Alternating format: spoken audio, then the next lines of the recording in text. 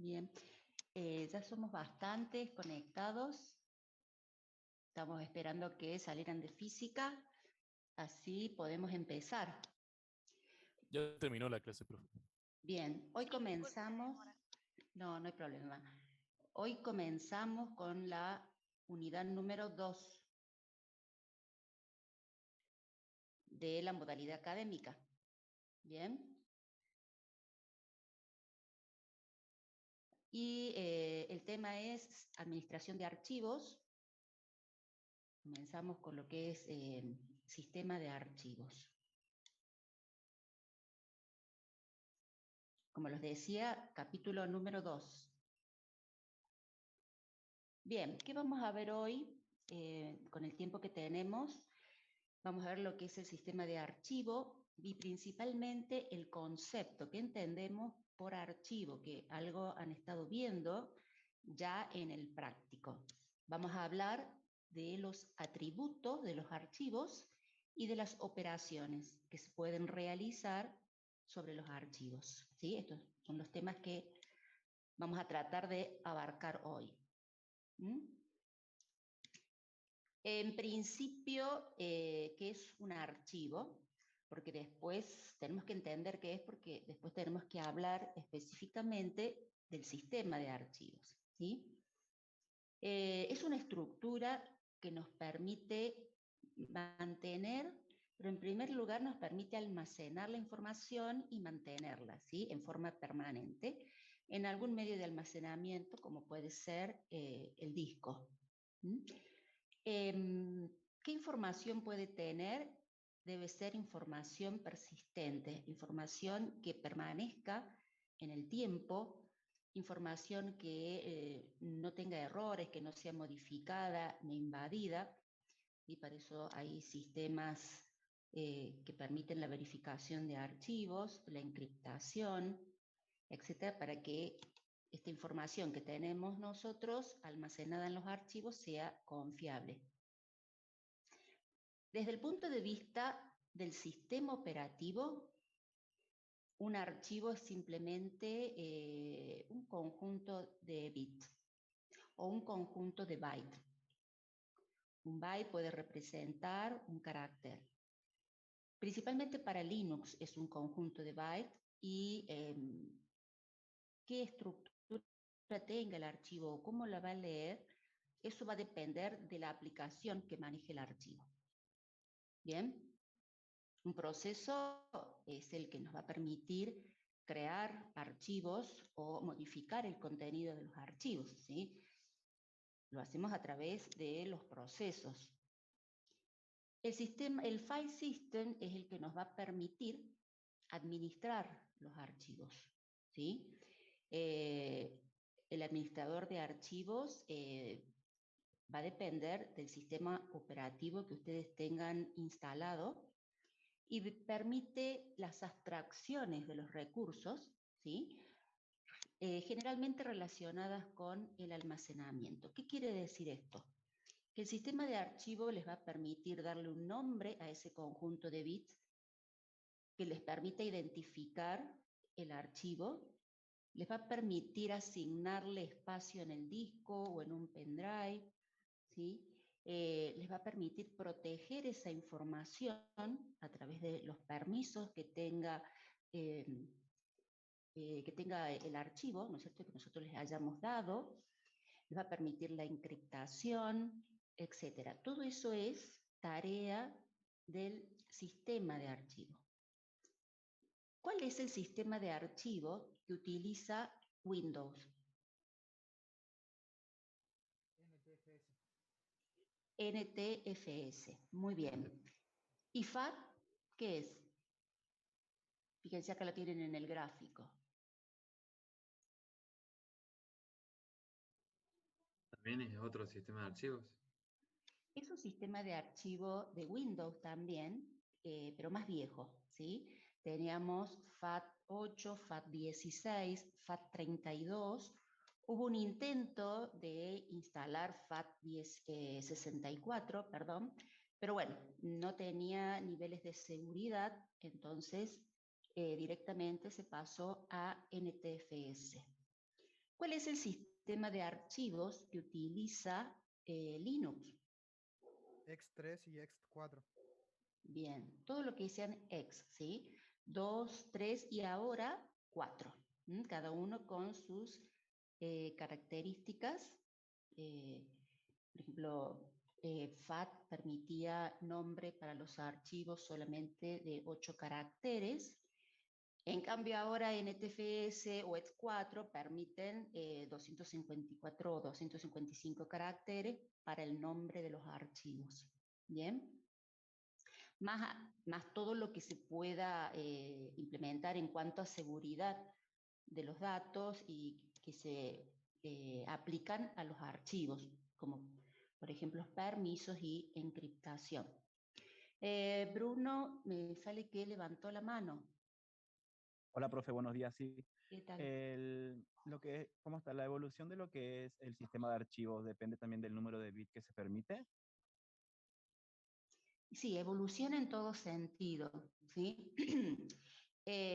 Por ejemplo, en lo que es el nombre para identificar los archivos, por ejemplo, en cómo se va registrando el uso del sistema por parte de los usuarios en lo que es Journaly, por ejemplo, en el tamaño de los volúmenes o particiones que puede administrar un sistema de archivo, evoluciona en todo sentido, ¿sí? No tan solo en los nombres, sino también Claro, en en los la tamaños capacidad. que puede manejar, en los tamaños de archivo que se pueda manejar, en la seguridad que se puede implementar, ¿sí? En todo. Y son varios Perfecto, los profe. aspectos a analizar en este sentido. Fíjense la gráfica que ustedes tienen ahí. Tenemos el núcleo del sistema operativo, el kernel. Sobre este, el intérprete de comandos, que ustedes han visto en Linux, la línea de comandos por defecto está configurado con el shell bash, ¿sí?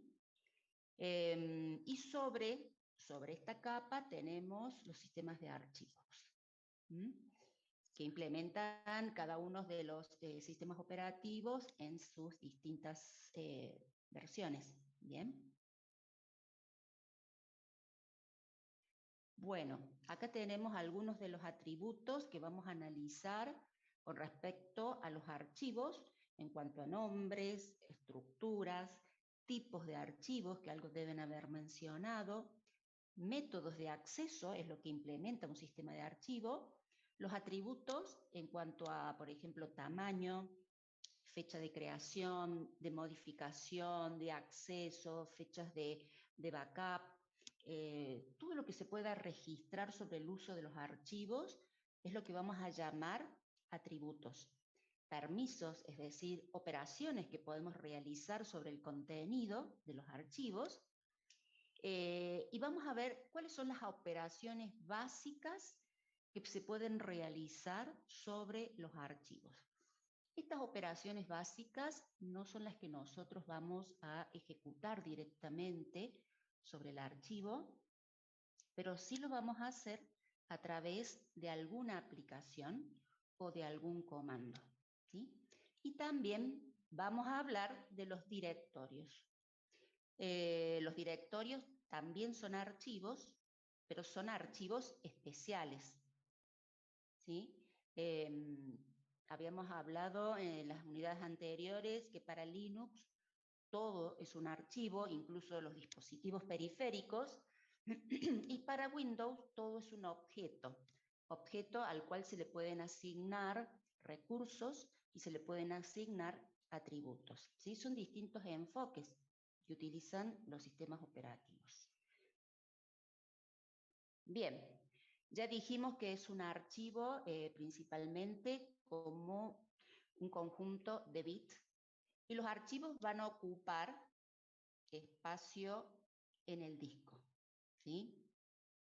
Fíjense que habla primero de direcciones lógicas contiguas, porque no necesariamente en el disco va a estar todo junto, ocupando un espacio contiguo, sino que lógicamente el sistema operativo lo puede ver contiguo, ¿sí? Y después ya todo lo que es el software más cercano al hardware es el que se va a ocupar de buscar el archivo en cada bloque del disco y llevarlo a memoria, ¿sí? Eso lo hace la capa de abstracción del hardware, que es la que permite manejar los distintos microprocesadores, placa base o todo lo que sea de los dispositivos periféricos, y lo hace transparente al uso y a la ejecución de los procesos, ¿sí? Por parte del sistema operativo. ¿Mm? Hay distintos tipos de archivos, depende de los datos que almacenan. Pueden ser numéricos o alfanuméricos o de carácter o archivos binarios, ¿sí? Los archivos binarios nosotros los vamos a mencionar cuando hablemos del kernel, por ejemplo, del sistema operativo. ¿Bien? O si no, simplemente en ASCII, con algún programita. Bien, ¿cómo lo podemos ver al archivo? Como simplemente una secuencia de bytes o que tenga alguna estructura mínima, ya sea como un conjunto de registros o como una base de datos relacional, ¿sí? Pero como les decía, la estructura que tiene un archivo va a depender de la aplicación que maneje el archivo, ¿sí? La aplicación que lo abra y lo actualice. Según lo que vieron ustedes en Linux, ¿qué tipos de archivos puede manejar este sistema operativo?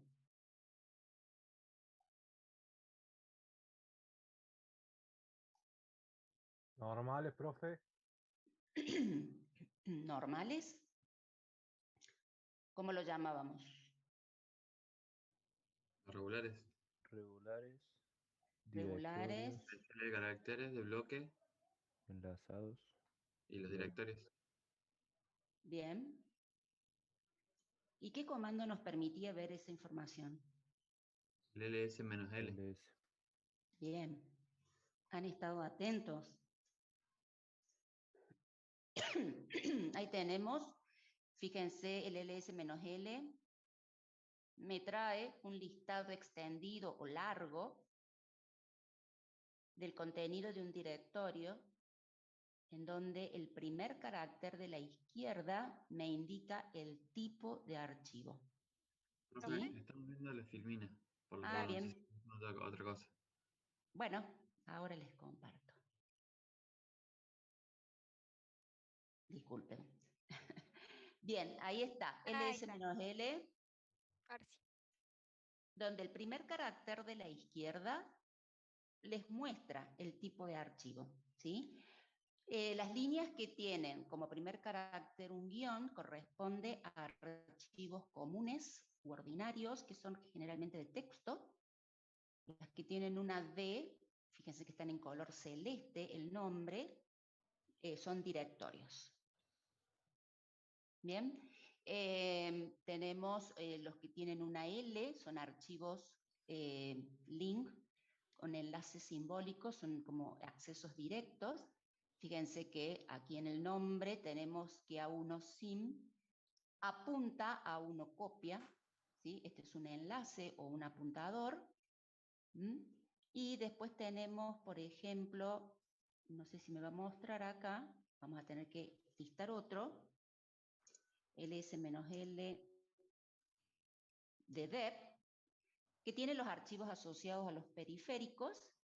Tenemos algunas líneas que comienzan con C, son archivos de tipo carácter, es decir, asociados a periféricos que transmiten o hacen la transmisión byte a byte o carácter a carácter. Son archivos especiales de carácter. Y tenemos los que comienzan, a ver si me los muestra, más arriba, con una B larga, son los archivos especiales de bloque, asociados, por ejemplo, a los discos, ¿sí?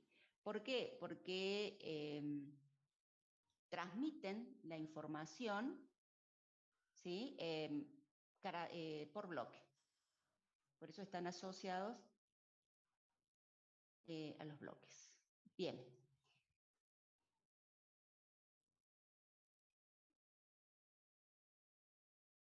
Perfecto. Bueno. Yo creo que, no sé si lo han visto a esto, Y tienen, por ejemplo, otros atributos que ya vamos a hablar. Les muestra, por ejemplo, permisos. Estos 9 caracteres que tenemos aquí, RWX, corresponden a la seguridad que implementa el sistema operativo sobre los archivos. Lectura, escritura y ejecución, ¿sí? Si están activos los permisos de lectura, está la R. Si está activo el permiso de escritura, está la W. Y si está activo el permiso de ejecución, está la X. En el guión quiere decir que el permiso no está activo, ¿sí? El orden siempre es RWX. Tengo la primera terna, que son los permisos asignados al dueño del archivo. La segunda terna, los permisos asignados al grupo. Y la tercera terna, permisos asignados a los otros usuarios. Bien.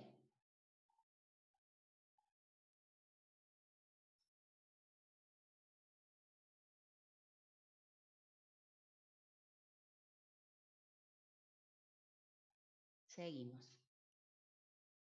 Bueno, no sé si lo habían visto ya a esto en el práctico, ¿no? Lo repasamos. Nombre de los archivos. Profe, Sí. perdón, pide a un compañero si puede repetir lo último que dijo. Lo de la terna, estimo que pidió. Ah, los permisos. Sí. Bueno, ahora lo vemos.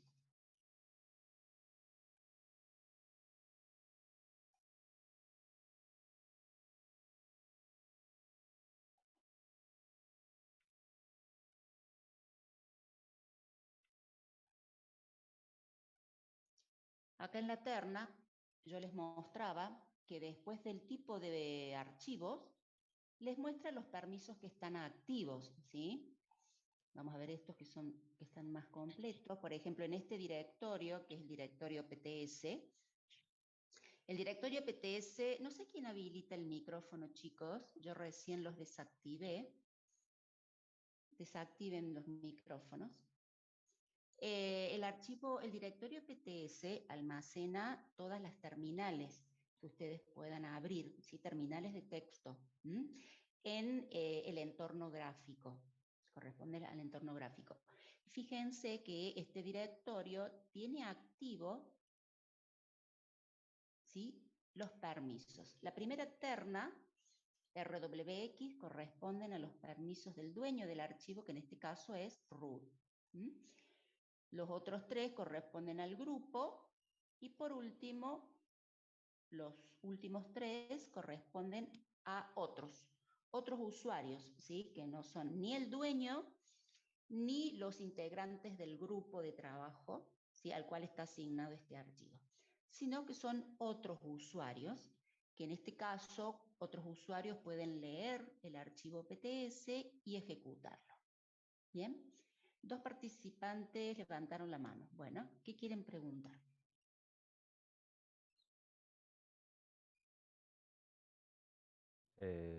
Profe, los permisos Sí. que dice RWX son de leer, escribir y, bueno, no sé qué sea la X. Y ejecutar. Ah, bien, gracias.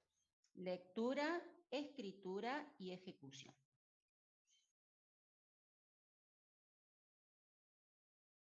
Hay otros permisos especiales que ya los van a ver ustedes en el práctico. Acá no me está mostrando ningún especial, pero bueno, yo no quería profundizar porque eso después lo van a ver ustedes. Con la profe Allende. ¿Hay alguna otra consulta? Bien. Bueno, en Windows también los podemos ver, ¿sí? Mediante las propiedades.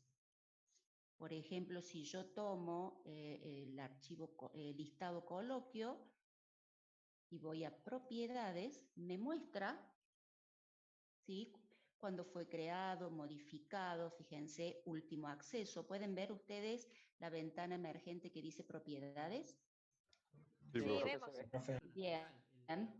Bueno, todo lo que es sobre seguridad, que usuarios pueden acceder a este archivo, ¿m? Y los permisos que están activos.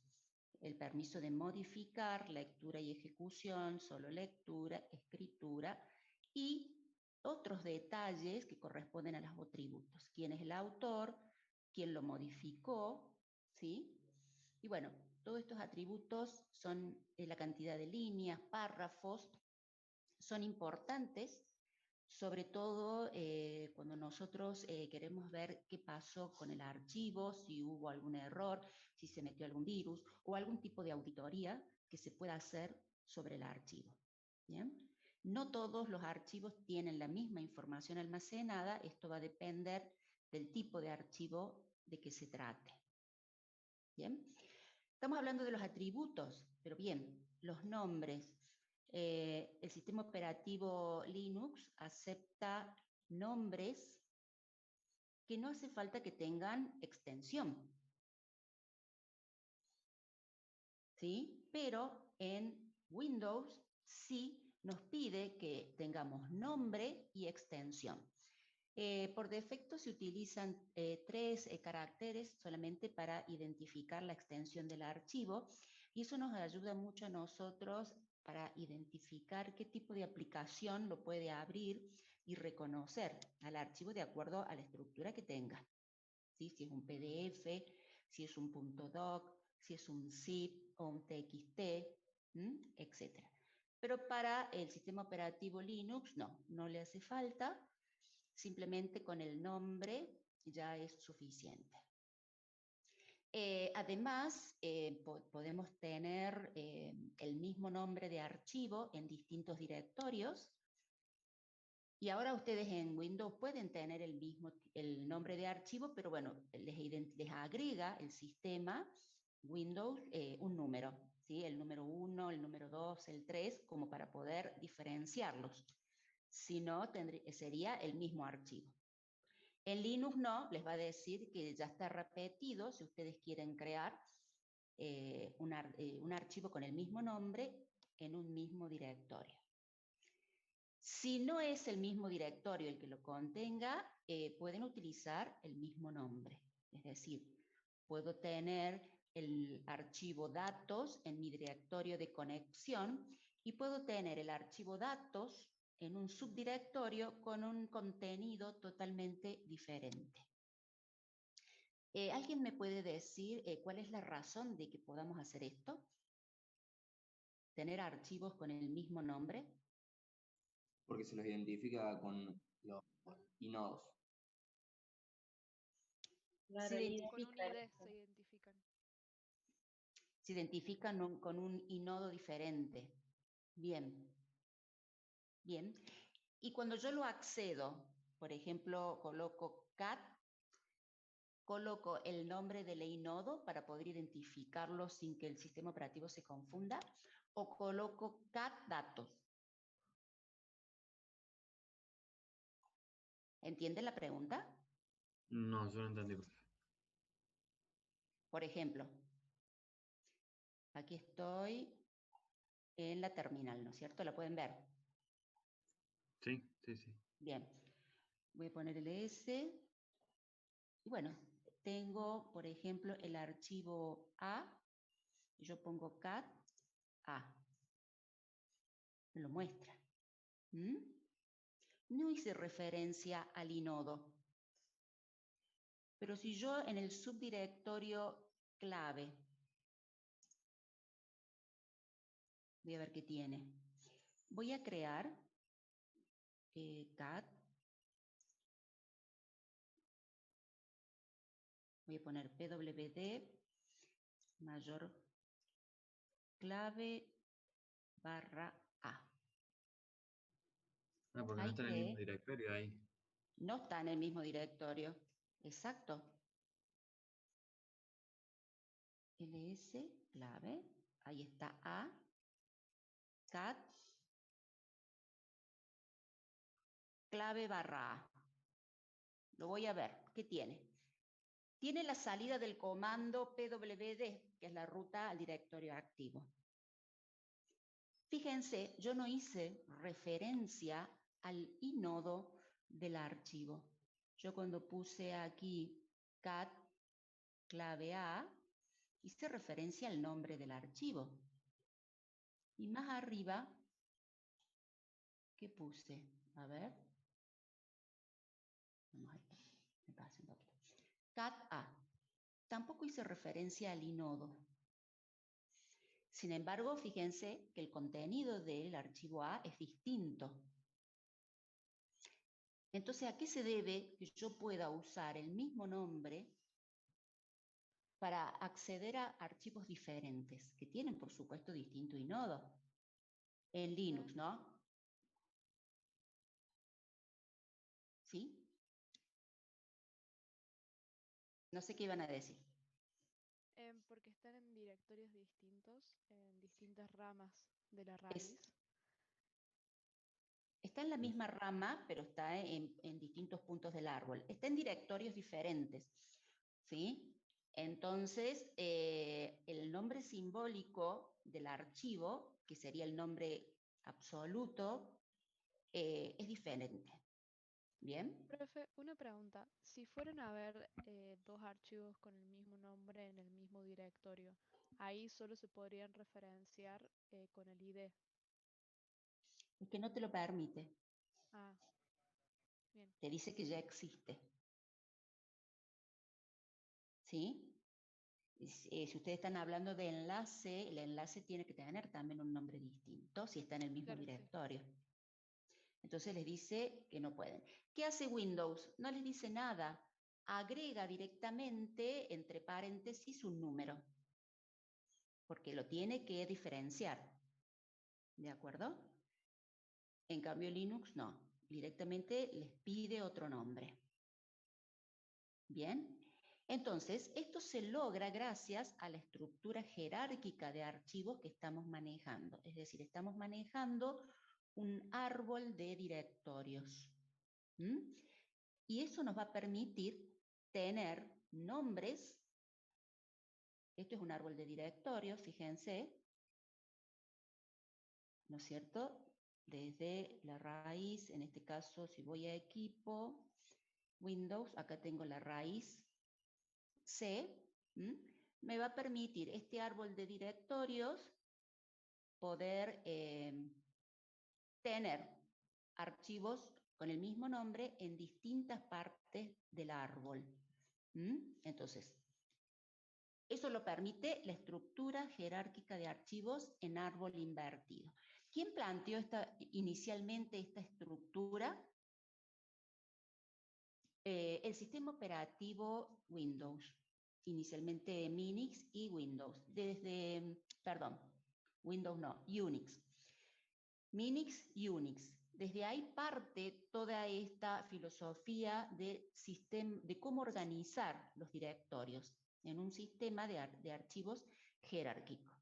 ¿Sí? Entonces va a permitir identificar cualquier archivo, más allá de que cada archivo tenga asignado un inodo, en lo que es Linux, pero en Windows tiene un identificador, que es un número también, pero no hace referencia a un bloque índice de disco, sino que es simplemente un número que identifica el objeto, en este caso.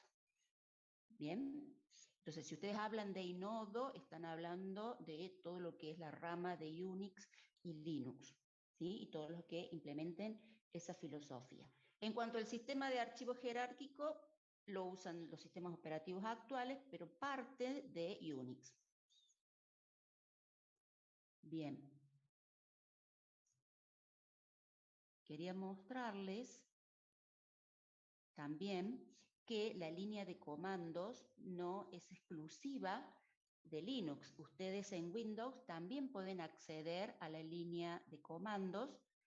Pueden escribir en la parte inferior de la pantalla, donde tienen la lupita, CMD, para entrar al Meet Commander, que es el intérprete de comandos que tiene Windows, que en realidad es lo que quedó del sistema operativo de OS. Bien, tienen ahí también con Help, pueden ver todos los comandos que ustedes pueden ejecutar desde la línea de comandos y también van a poder crear programas. Pueden crear shell script en Linux que ya lo van a ver con la profe. Y en Windows también, pero acá no los llamamos shell script, sino los llamamos .bat, BAT, que son script también u órdenes para el sistema operativo. CD, fíjense la instrucción CD, les permite cambiar el directorio activo, esta ya la han utilizado ustedes en Linux. CLS, borrar pantalla. ¿Qué tenemos? Date, copiar, borrar, dir. Dir es como un ls, muestra el contenido de los directorios, tienen el comando hecho. Bueno, ya van a empezar a identificar los comandos que son mkdir para crear directorios muy parecidos a lo que ustedes tienen en Linux. ¿Bien? Inicialmente, antes que apareciera Windows con su entorno gráfico, lo único que teníamos era esto, la pantalla negra, y nos comunicábamos con DOS, ¿sí? A través de estos comandos. Fíjense, dir me muestra lo que tengo en la raíz. C, / invertida, es la raíz de este sistema de archivo, es el padre, ¿sí?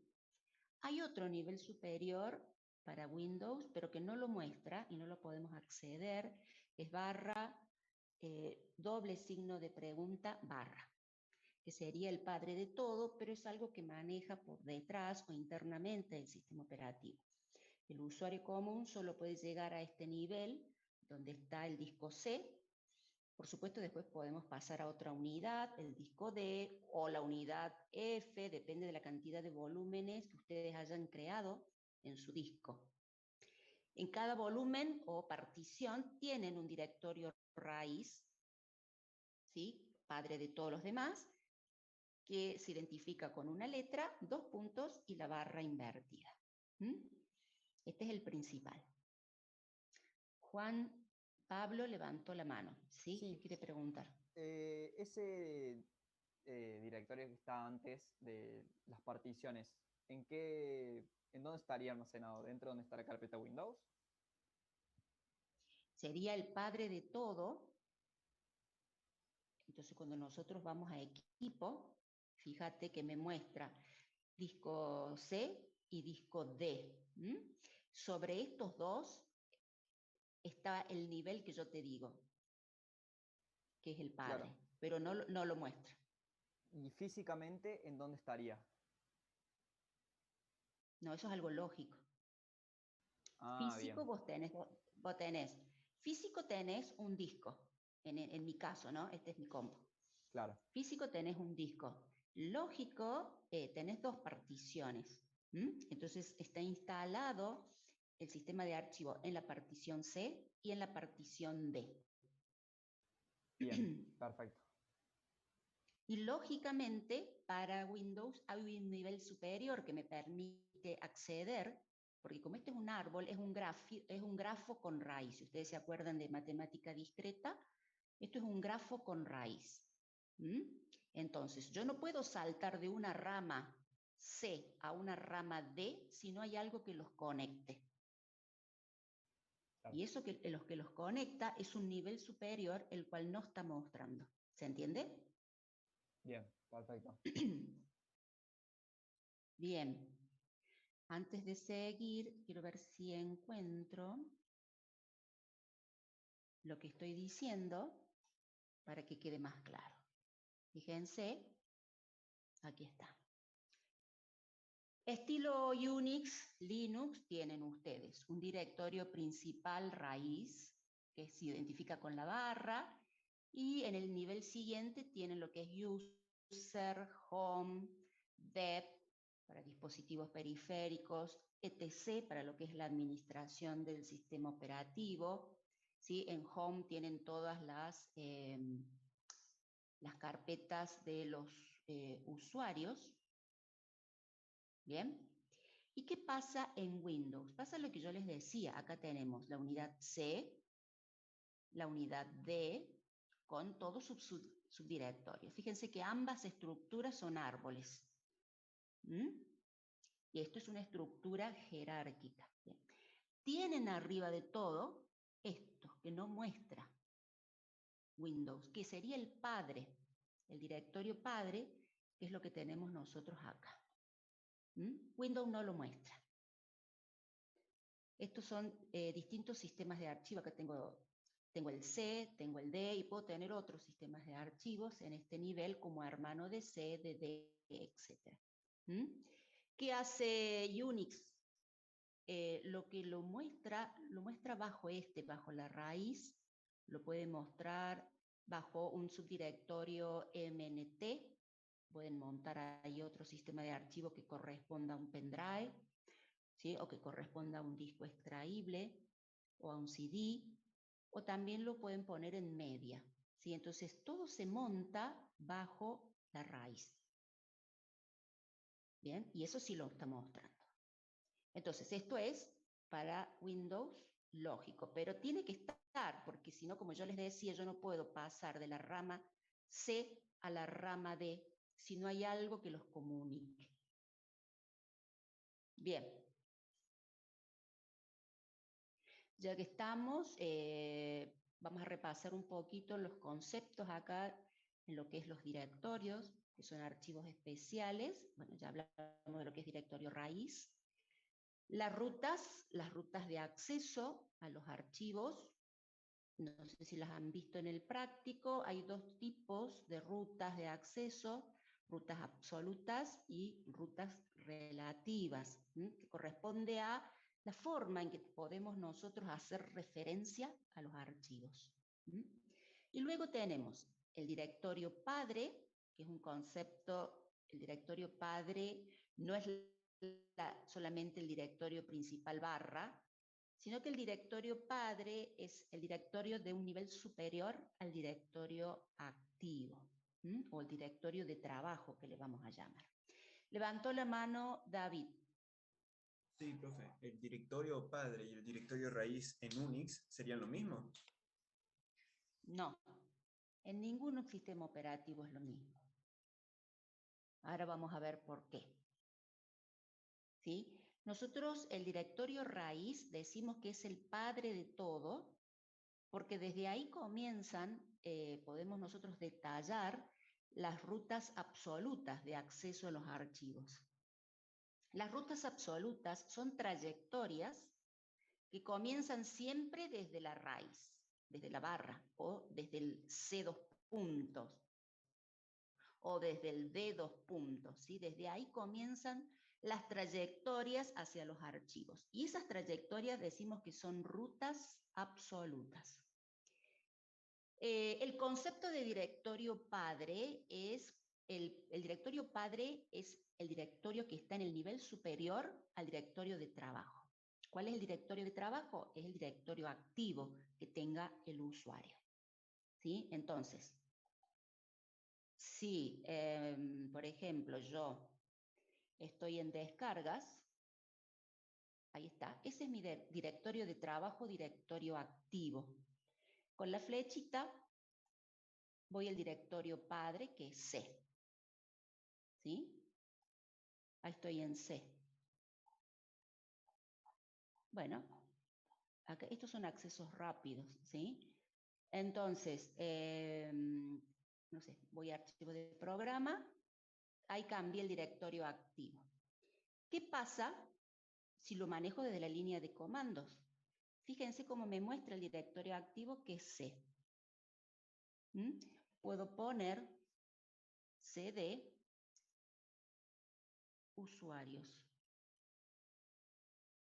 Y cambio el directorio activo. Ahí ahora estoy en usuarios. El directorio activo o directorio de trabajo. Voy a poner cd y voy a ir nuevamente a la raíz.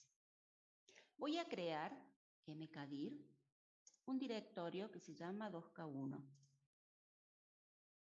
Ahí está. dir 2K1. ¿Qué tiene? Fíjense que decimos que está vacío, pero en realidad tiene dos directorios especiales. Bien, esos directorios especiales me van a permitir acceder en forma relativa a los archivos. Bien, si yo coloco cd 2K1, mi directorio de trabajo o mi directorio activo ha cambiado. Ahora estoy en un nivel inferior, en 2K1. ¿Quién es el padre de 2K1? El directorio C. Si creo acá, mkdir subdir, fíjense, tengo punto y punto punto y subdir.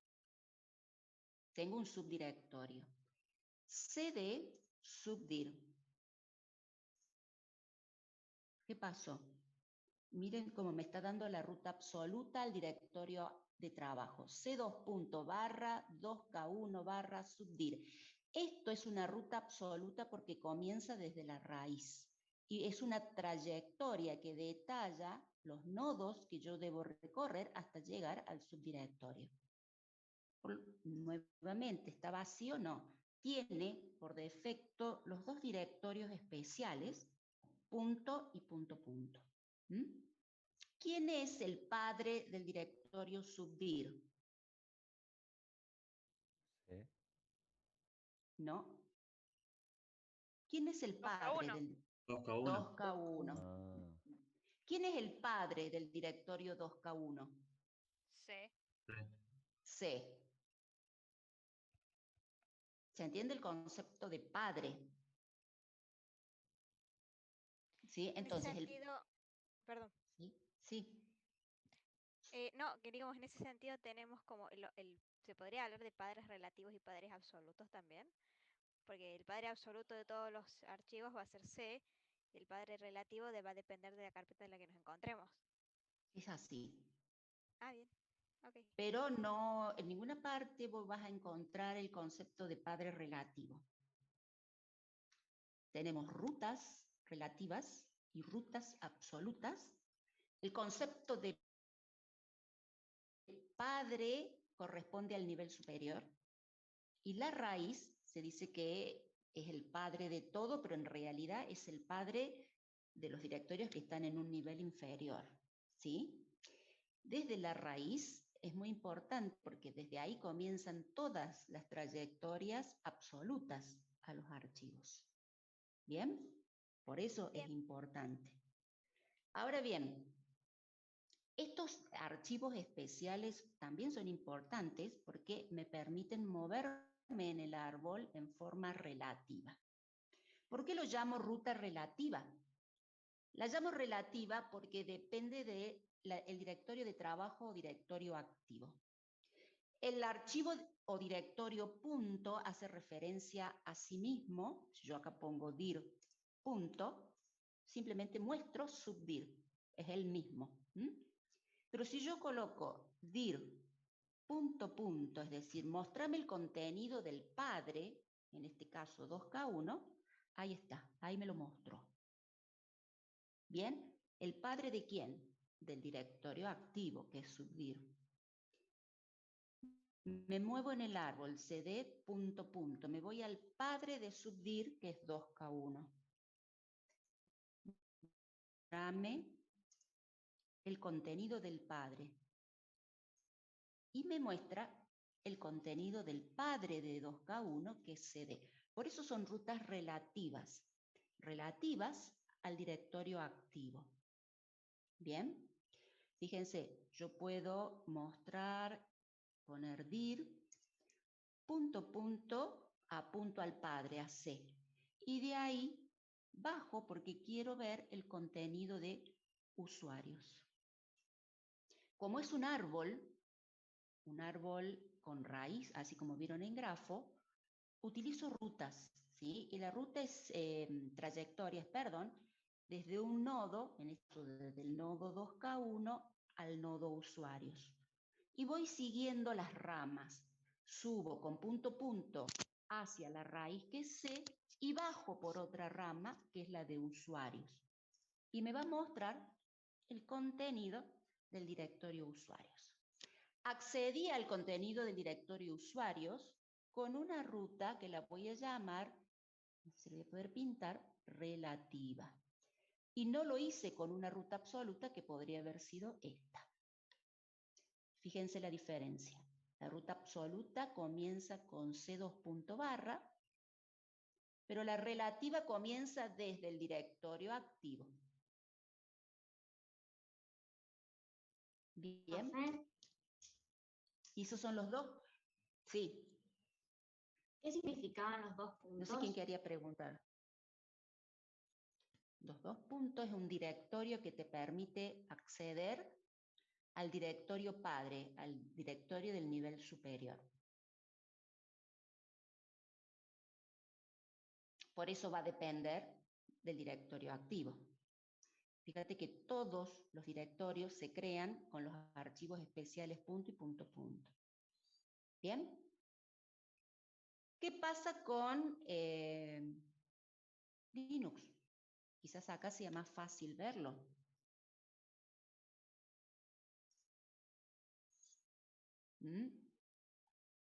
¿Qué tengo aquí? Yo creé, por ejemplo, el directorio clave.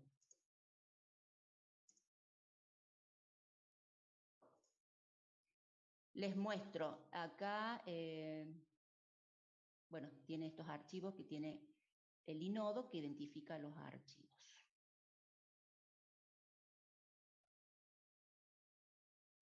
Lo que voy a hacer es listar el contenido del directorio activo y acá tengo, a ver, clave. Tiene inodo, fíjense, 286.673. 673 termina. Y si pongo ls menos lia de clave, veo que tiene, aparte de los archivos ordinarios que habíamos visto antes, tiene dos directorios especiales, punto y punto punto. Punto tiene el mismo inodo que leí recién, es decir, que es clave, apunta a sí mismo. Pero punto punto tiene el inodo del padre, 935. ¿Quién es el padre? mserna. Si yo hago un lsd barra home, ahora estoy usando, fíjense, una ruta absoluta, porque detallo la trayectoria desde la barra, desde la raíz. Tengo que mserna tiene el inodo 286.935, igual que este.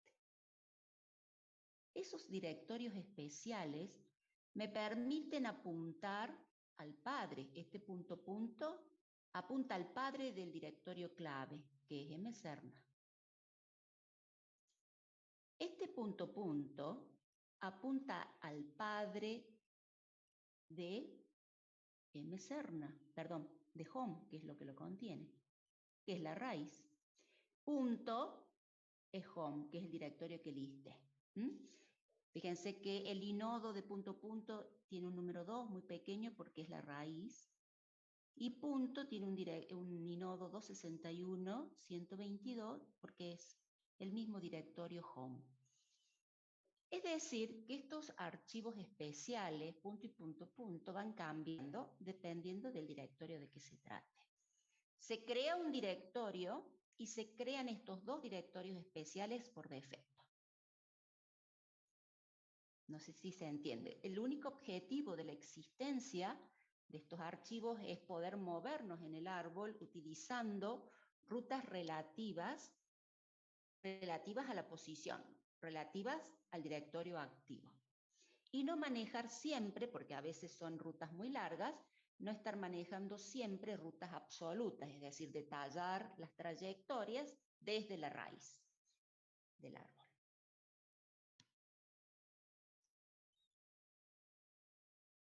No sé si quedó claro o...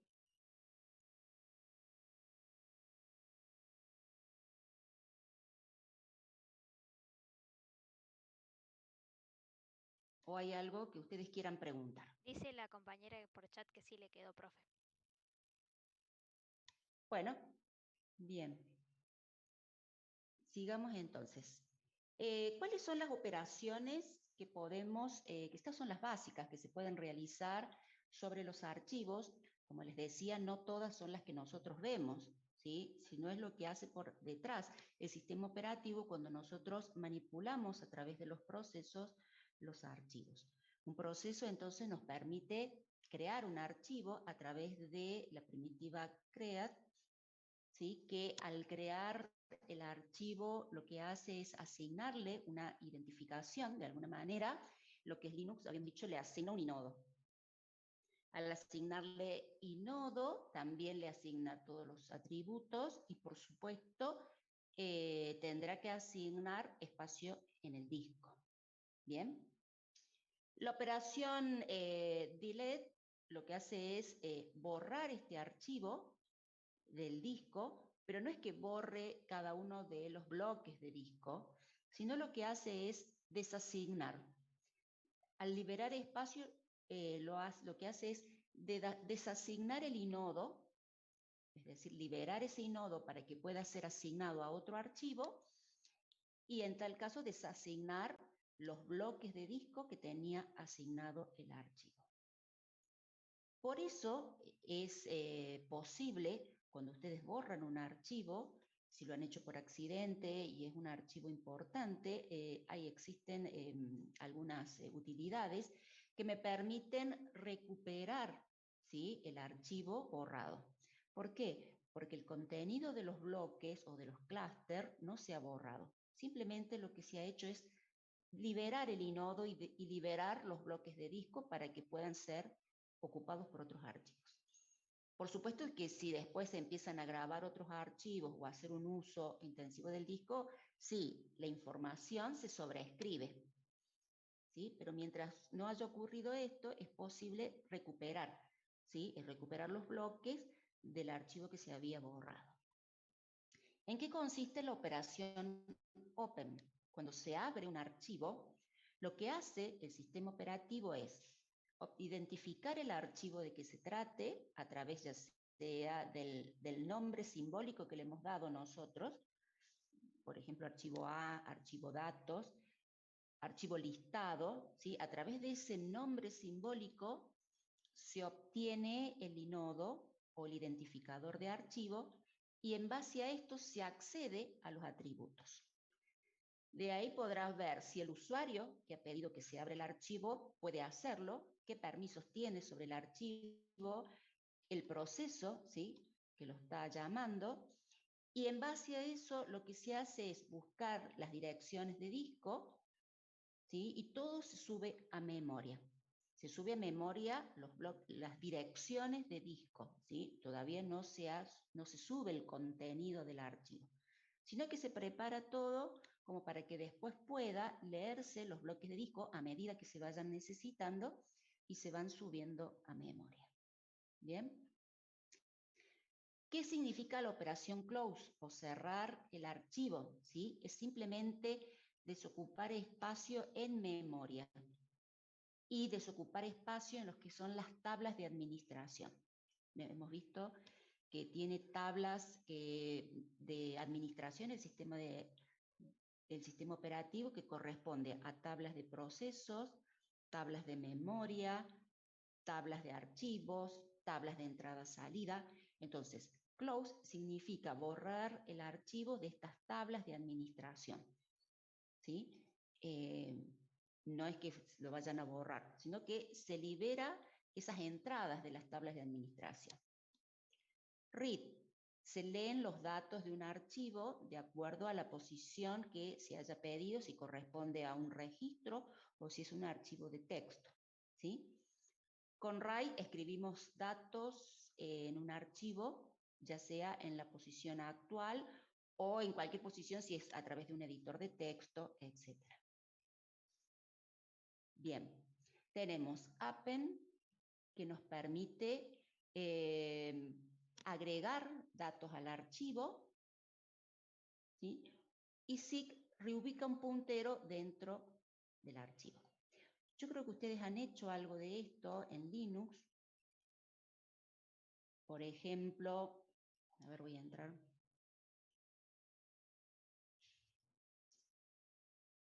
Por ejemplo, puedo crear un archivo con cat y llamarla personal, espero no tenerlo. Y bueno, pongo mi nombre y lo grabo. Estoy escribiendo sobre el archivo. Y puedo hacer un append, agregar líneas a mi archivo.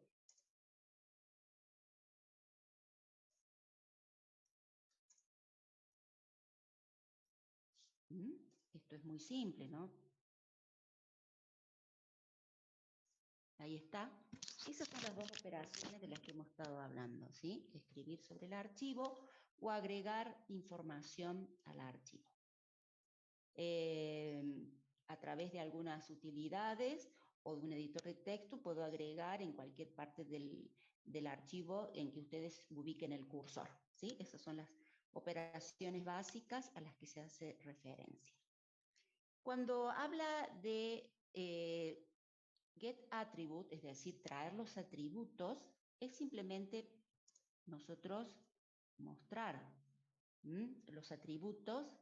Por ejemplo, con el ls-l mostramos gran parte de los atributos asignados a los archivos. Bien, eso es una operación muy sencilla, get attribute, y lo que yo les mostré recién en Windows, ¿se acuerdan? Botón derecho del mouse, vamos a propiedades y ahí podemos ver los atributos asignados a los archivos de Windows. También podemos setear atributos, como por ejemplo los permisos. Ustedes después van a ver y van a explayar el comando chmod que les permite asignar permiso a los archivos. Fíjense acá, por defecto crea los archivos ordinarios o comunes activando el permiso de lectura y escritura, RW. Para el dueño, para el grupo y para los otros solamente lectura. Y por defecto, para los directorios, activa lectura, escritura y ejecución, tanto para dueño y grupo, pero para otros usuarios activa por defecto lectura y ejecución. Bien, ya van a ver ustedes los distintos modos. Yo no quiero entrar en el práctico, solo va a dar la profe, cómo cambiar y cómo setear estos atributos de los permisos, ¿sí? El permiso activo que siempre tiene que estar es el de ejecución en los directorios, fíjense, porque les va a permitir a ustedes realizar o ejecutar comandos sobre los directorios. Bien, y con respecto a Windows, simplemente botón derecho sobre el archivo, van a propiedades y ahí ustedes pueden activar el permiso de lectura o el de ejecución sobre los archivos o desactivarlo y dejarlo como un archivo protegido. Bien. Y bueno, renombrar archivos, cambiarle el nombre. El nombre es el nombre simbólico, chicos, que es el nombre que nosotros les damos. No sé, listado, datos. Bien, es lo que vamos a cambiar. Pero también en Linux, el renombrar, utilizamos el mismo comando de mover. Es decir, mover el archivo en el árbol significa para Linux también renombrarlo, porque va a tener otro nombre simbólico, ¿sí? No es tan solo el nombre que nosotros le damos, sino que es la ruta de acceso al archivo. Yo quería mostrarles, por ejemplo, si yo tengo el archivo /home mserna /dato, ese es un nombre simbólico. Se lo puedo cambiar a través del comando mb, que va a permitir renombrar archivos, pero también nos permite moverlo en el árbol. Puedo poner, por ejemplo, que se llame ahora /home /dev dato. Fíjense que el archivo dato ya no está en el subdirectorio mserna, sino que está en deb. No tan solo que le cambié el nombre. Al cambiar el nombre hace referencia a este nombre simbólico, que es todo, la ruta hasta para poder acceder al archivo. Fíjense que ahora el nombre simbólico es /home deb dato. Y eso lo puede hacer con el comando mb. ¿Qué estoy modificando aquí? ¿El archivo dato? No. Estoy modificando el contenido de los directorios. Los directorios los podemos imaginar como una tabla donde tienen la forma, el nombre del archivo, en este caso dato, y la forma de acceder a ellos, que en Linux sería el inodo. Esa información ya no está más en mserna. Esa información ahora está en deb. Por eso es una forma de mover o renombrar el archivo, ¿sí? Y para Linux es lo mismo. Bien, cambiarlo en el árbol es cambiarle el nombre simbólico al archivo. Bueno, tipos de archivos, los vimos en Linux, ¿sí? No tienen extensión, lo hemos visto que son ordinarios, directorios, enlaces, de bloque, de carácter, pero también están estos otros que lo podemos nosotros más o menos identificar a través de la extensión, ¿sí? Si es un .bat, es un script o un shell, eso lo utiliza esa extensión, la utiliza Windows. Ustedes pueden utilizar en el sistema operativo Linux extensiones si quieren. El sistema operativo no les va a decir nada, que sea un error, ni mucho menos, porque eso depende de ustedes. Eso es algo simbólico para el usuario. Para Windows es importante la extensión porque lo asocia a la aplicación que va a manipular el archivo. En el caso de Linux, no. Bien. Distintas formas de acceder que tiene el sistema operativo al contenido del archivo, ya no para encontrar el archivo que habíamos dicho, formas de acceso son ruta absoluta y ruta relativa, sino que este acceso hace referencia a cómo va a acceder al contenido de los archivos, ¿sí? Puede hacer un acceso secuencial, así que generalmente esos accesos secuenciales es cuando nosotros leemos el archivo desde el principio hasta el final y las aplicaciones no nos permiten acceder a un registro en particular, por ejemplo, si se tratara de una base de datos, sino que tendríamos que leer la base de datos desde el primer registro hasta el registro N, que es el que nos interesa. Y si no, el otro tipo de acceso, que es el que más utilizamos, es el acceso directo. Es decir, si tenemos una base de datos, la aplicación debe poder permitirnos a nosotros acceder al registro 1000 o acceder al registro 500 a través de la operación SIG. Más a otro nivel, usamos acceso directo, por ejemplo, cuando buscamos el archivo en el disco. Cuando buscamos el archivo en el disco, no se hace una búsqueda secuencial desde la pista 0 hasta la pista 100, sino que el brazo directamente se mueve y se coloca sobre la pista sobre la cual tiene que leer el bloque de datos que está buscando, ¿sí? El tiempo de búsqueda que hace es mientras gira el disco, nada más, pero para llegar a la pista no hay un tiempo de búsqueda. Directamente se posiciona sobre la pista que quiere leer. Entonces eso es un acceso directo. Y puede leer directamente el bloque pedido, no lee todos, no hace un recorrido secuencial, sino que lee solamente el bloque que se pidió en donde está el archivo. El bloque o los bloques, ¿sí? Los vamos a pasar, esto ya lo vimos. Este es un ejemplo de lo que es la estructura de archivos.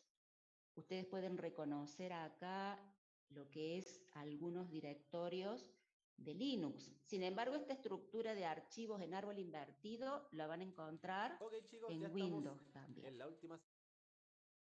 Bien, los sistemas operativos es la organización que utilizan para poder administrar los archivos.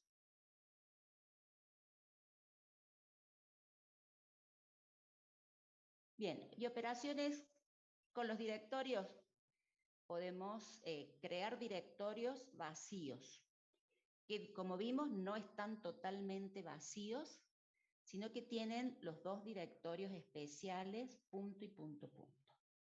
Un directorio lo podemos ver como una tabla, ¿sí? A mí no me gusta mucho la definición de contenedor de archivos, porque también lo suelen utilizar para definir discos o para definir particiones, contenedor de archivos. No contiene archivos un directorio, contiene información para acceder a los archivos. En Linux, ¿qué va a contener un directorio? El nombre simbólico y el inodo. ¿Qué va a contener Windows, por ejemplo? Mínimamente va a contener el nombre simbólico y el identificador de archivo. Alguna información que me permita de alguna manera conocer en dónde está el archivo, ¿sí? El inodo lo que contiene es un bloque de disco que contiene todos los atributos del archivo y la dirección de los bloques de datos, ¿sí? Donde está realmente el archivo en el disco. En cambio, en el sistema operativo Windows, el mismo directorio contiene toda esta información, es decir, todos los atributos y los bloques o clúster de donde por lo menos comienza el archivo. ¿Sí? O sea que los atributos están en el mismo directorio en Windows. Podemos borrar el directorio, ¿sí? Con delete. Lo que significa en Linux borrar es principalmente liberar el inodo, liberar ese bloque índice para que pueda ser accedido, asignado cuando se cree otro directorio. Bien, abrir el archivo es simplemente accederlo para poder leerlo. ¿Sí? Cerrarlo al archivo directorio como es un archivo, como habíamos dicho, open y close, es simplemente llevar esta información a memoria RAM y close significa liberar RAM. Bueno, leer el contenido del directorio. Ya van a ver en el práctico, para poder acceder al contenido de los directorios, no tan solo tienen que tener activo el permiso de lectura, sino que también tienen que tener activo el permiso de ejecución. Ustedes dirán, bueno, pero un directorio es un archivo ejecutable. No, no es un archivo ejecutable.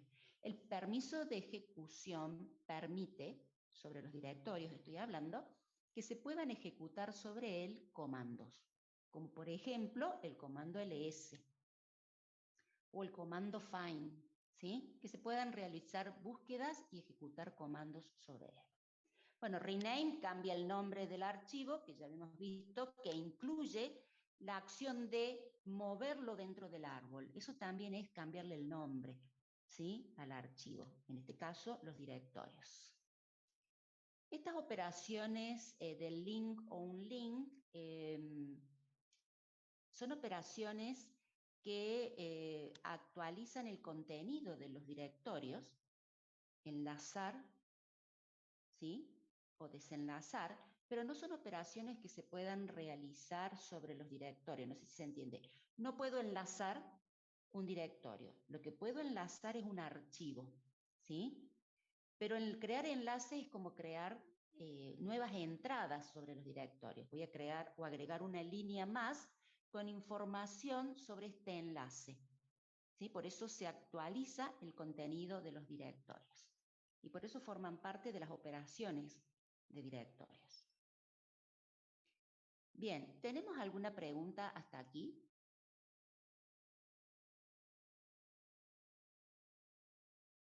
No, profe. No, profe, hasta ahora todo bien. Bien. Bueno, el tema que sigue, esto es enlace duro, que son los dos tipos de enlaces que se pueden hacer sobre los archivos, enlaces duros y enlaces simbólicos. Yo los voy a mencionar, pero bueno, me gustaría que lo vean más en el práctico. Bien, vamos a ver, en Windows no tenemos el concepto de enlace duro, pero sí el concepto de enlace simbólico. Hay dos tipos de enlace, el enlace que lo llamamos recién link y unlink. El link, hay dos tipos de link, el duro y el simbólico. El duro solo lo podemos realizar sobre Linux. En cambio, el enlace simbólico también lo podemos realizar sobre Windows. Bien, fíjense. La segunda columna, cuando nosotros listamos los atributos, fíjense que es un número. 1, 2, 2, 2, alguno puede haber 3 o más. Vamos a ver. ls menos l de la raíz. Fíjense estos números. 2, 3, 16, 131, 5, 203. En esta columna lo que tenemos es el contador de enlaces, contador de link. Cuando se crea un archivo común u ordinario, ¿sí? Como es, por ejemplo, bbox.log, es un archivo ordinario, tiene un guioncito, se crea por defecto con el contador de enlaces en 1. ¿Qué significa? Significa que voy a apuntar al inodo de este archivo desde la raíz, desde el directorio principal raíz, ¿sí? Voy a apuntar al inodo con este nombre simbólico, bbox. Voy a agregar la i para ver el inodo. Apuntamos al inodo 47.690 desde este nivel. Bien, ¿qué pasa en el directorio var que está arriba? Se apunta al inodo 261.126 que identifica al directorio var, pero 13 veces se apunta. El contador de enlace está en 13, es decir que ese inodo tiene 13 punteros. No necesariamente desde este nivel lo estoy accediendo desde otros niveles, ¿sí? Que tendría que ver desde dónde. A veces no es tan fácil, solamente siguiendo el número de inodo, mientras sea el mismo, voy a poder identificar desde qué otro nivel se está accediendo a ese inodo. ¿Bien? Voy a crear mkdir 2k1 de nuevo, un directorio. Y voy a poner ls menos l y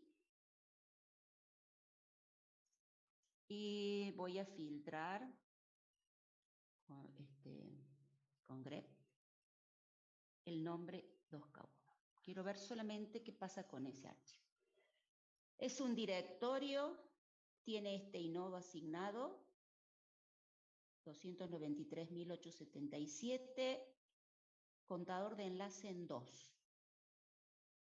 ¿Por qué en 2? Y bueno, porque yo a ese inodo lo voy a apuntar desde mcerna, lo voy a apuntar como barra home, barra mcerna, barra, ¿sí?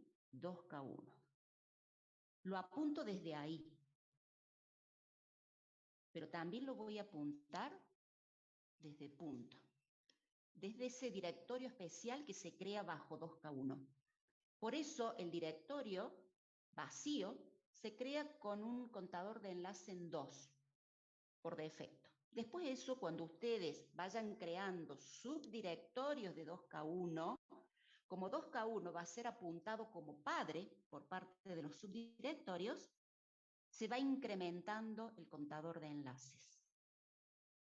¿Lo vemos? Voy a poner mkdir 2K1 barra dir1 y me fijo qué pasó con el contador de enlace de 2K1. Está en 3 ahora. ¿Lo ven? ¿Por qué está en 3? Y porque yo le creé un subdirectorio a 2K1. Entonces, el inodo de 2K1 es apuntado por el hijo de 2K1, por el directorio que está en un nivel inferior. ¿Y cómo lo apunta? Y lo apunta usando o a partir del directorio especial ... El directorio ... que tiene dir1 me permite, ¿se acuerdan cuando yo les dije? Apuntar al padre de dir1. ¿Quién es el padre de dir1? ¿Quién es el padre de dir1? 2K1. ¿Cómo lo apunta dir1 a su padre? Con el directorio especial ... Ese directorio especial ... está apuntando al inodo de 2K1, por eso incremento el contador de enlaces. Si yo creo otro subdirectorio, lo voy a llamar dir2, que va a estar al mismo nivel de dir1, va a ser un hermano. Fíjense qué pasa con el contador de enlace de 2K1. Pasó a 2K4. Profe, Perdón, pasó a 4. Si se crea un hijo en el dir1, sigue sin alterarse el número 4, por ejemplo. ¿Me explicó? Si se crea un hijo, sí, un hijo de dir1 va a apuntar a dir1, no a 2K4. Entonces el contador de enlace que se va a mover es el contador de enlace de dir1. Claro, sí. ¿Se entiende? Bien. Sí, se entiende. Perfecto. Bien. Gracias. Perfecto. Fíjense, en este 203 es la cantidad de punteros al bloque índice 1 que corresponde a proc. ¿Qué tiene proc? Proc es un directorio virtual. Está en memoria y lo que tiene es toda la información sobre los procesos que están activos en el sistema. Cuando se crea un proceso, se crea un directorio en /proc. Y ahí están todas las tablas administrativas de todos los recursos que están utilizando los procesos. Sí, por eso tiene tantos enlaces ese inodo. Bien. Cuando se borra un archivo, yo voy a poner rm-r, bueno, no están vacíos, puedo borrar con rmdir, voy a poner que borre 2K1 barra dir1. Lo borro. ¿Sí? ¿Y qué va a pasar con el contador de enlace? Bajo a 3. ¿Bien? Cuando nosotros borramos un archivo, se borra el link o el acceso al inodo. Es más fácil verlo cuando tenemos nosotros un archivo común, ¿sí? Un archivo común ordinario que tiene un enlace 1, ¿sí? Lo que hace es borrarse el link al inodo. Entonces, cuando el contador de enlace llega a 0, ahí sí se desasigna el inodo y se borra el archivo. El comando que les va a permitir realizar enlaces duros a los archivos es el comando ln.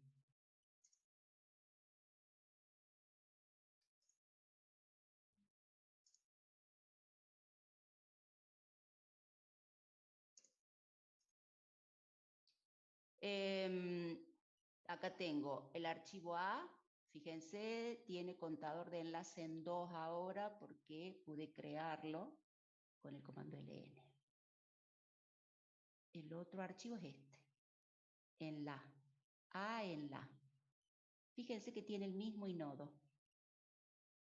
286.999. ¿Por qué? Porque creé simplemente un link al bloque índice. Crear un enlace duro me va a permitir compartir archivos sin que el archivo tenga que estar duplicado o triplicado físicamente en el disco. Simplemente accedo al inodo y por lo tanto accedo al archivo. ¿Sí? El enlace duro tiene la particularidad de que solamente puede implementarse en el mismo sistema de archivo. Yo no puedo hacerlo en un archivo en un archivo que esté en otra partición o en otro volumen. No puedo enlazar directorios, ¿sí? El enlace que está haciendo aquí, fíjense que se mueve el contador de enlace de los directorios, lo hace el sistema operativo al crear subdirectorios.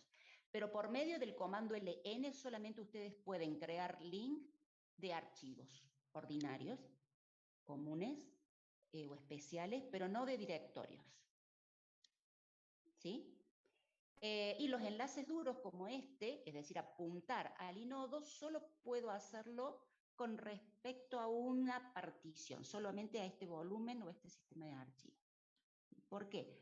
Y bueno, porque cuando ustedes le dan formato a una partición, lo que hace el sistema operativo es decir, tengo 100 bloques para usarlos como inodos y 500 bloques para usarlos como datos. Y si ustedes van a formatear otra partición, hace lo mismo.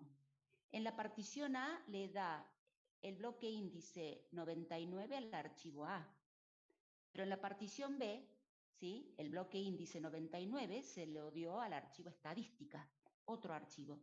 Entonces yo no puedo apuntar al inodo si se trata de otra partición o volumen. Puedo solamente apuntar a los inodos si estoy dentro del mismo volumen, ¿sí?, del mismo sistema de archivo. Sí puedo apuntar a otro archivo que esté en otra partición o volumen con los enlaces simbólicos. ¿Por qué? Porque el enlace simbólico no apunta al inodo, apunta al archivo directamente por medio de una ruta absoluta que puede incluir, por ejemplo, la red, puede incluir el dominio, el número de la máquina, etc. Acá tengo un link simbólico.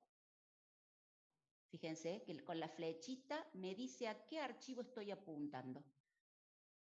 Y se identifica el archivo como tipo L. Entonces, con un enlace simbólico, sí puedo acceder o enlazar archivos que están en otro volumen. Esa es la diferencia entre lo que es enlace duro y enlace simbólico. Bien. ¿Preguntas?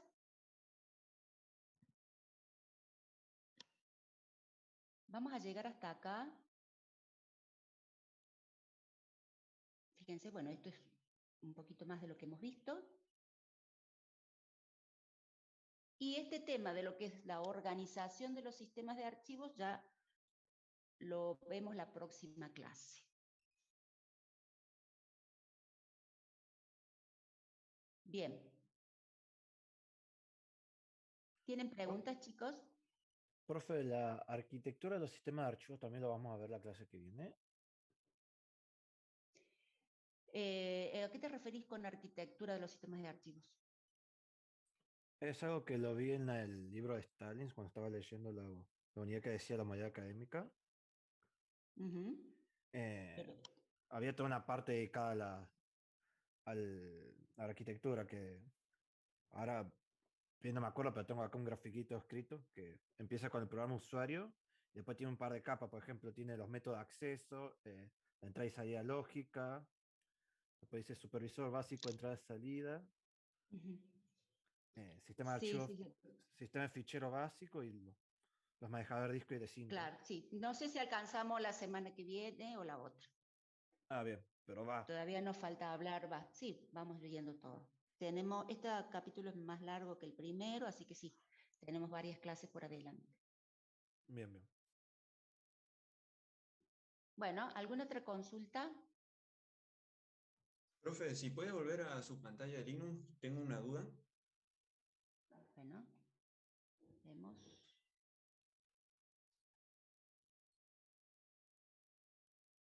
Acá. Es referido a las columnas. El nombre de las columnas. El primero es el inodo, después tenemos la primera letra que es el tipo de archivo. Sí. Después estarían los permisos. Sí. Después estaría el contador de enlace, el usuario que lo crea al archivo.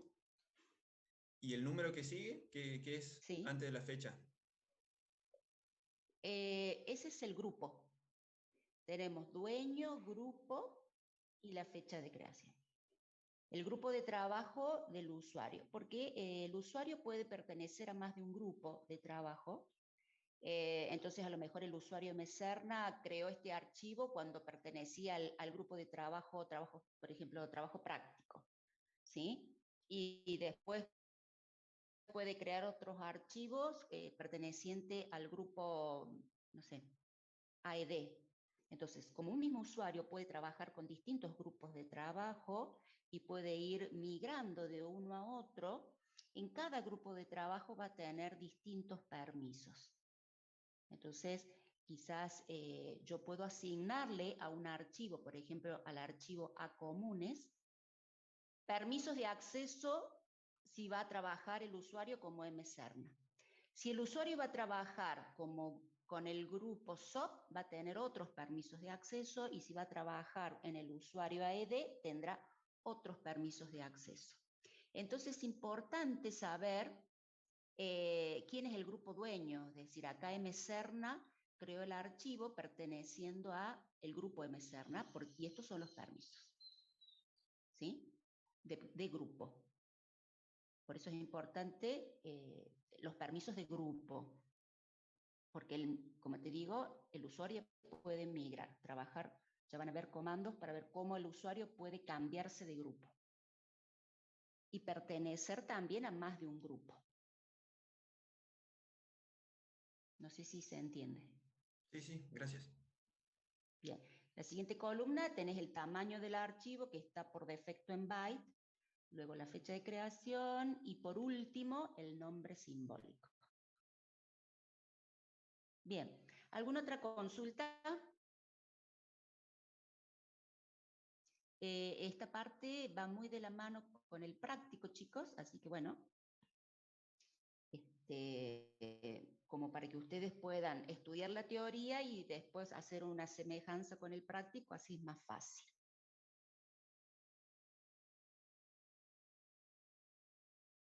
Bien. Pongan presente, sí, por favor, antes de terminar la clase.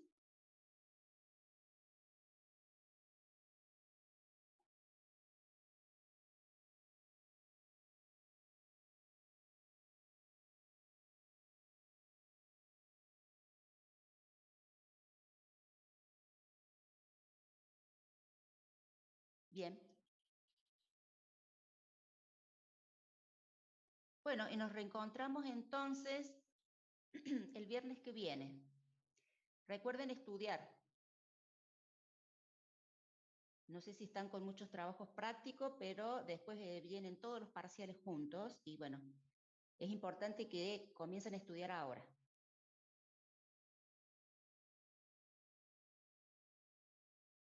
Bien, nos vemos, chicos. Nos vemos, profe. Buen fin de semana. Cuídese. Gracias. Profe, buen fin de. Igualmente. Hasta luego, gracias. Ojo, profe. Hasta luego.